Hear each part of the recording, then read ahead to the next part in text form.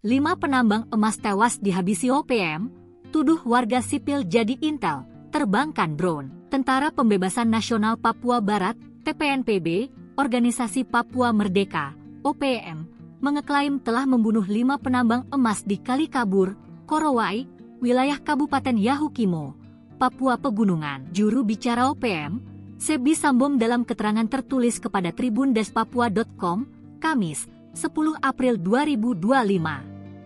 Ia menyebut Yosua Sobolim dan Kempes Matuan, 2 Panglima TPNPB OPM wilayah Yahukimo, memimpin langsung operasi pembantaian para pekerja tambang di Kalikabur. Namun mereka tidak menyebutkan identitas kelima penambang emas tersebut.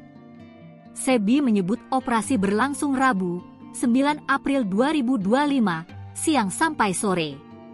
Mereka menuding 5 korban sebagai anggota militer Indonesia. Penambangan ilegal di Kalikabur yang dilakukan oleh militer pemerintah Indonesia kerap kali melakukan pemantauan udara menggunakan kamera drone dari Kalikabur ke markas TPNPB, kata Sebi.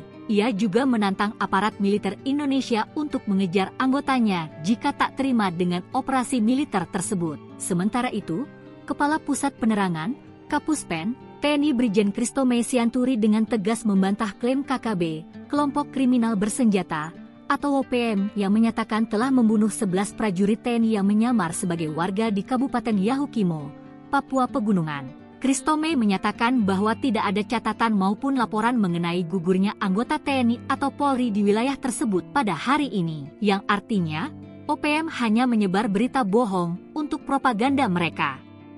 Hal ini dilakukan untuk menghindari kecaman internasional sebagai pelanggar hak asasi manusia, HAM, jika terbukti membunuh warga sipil.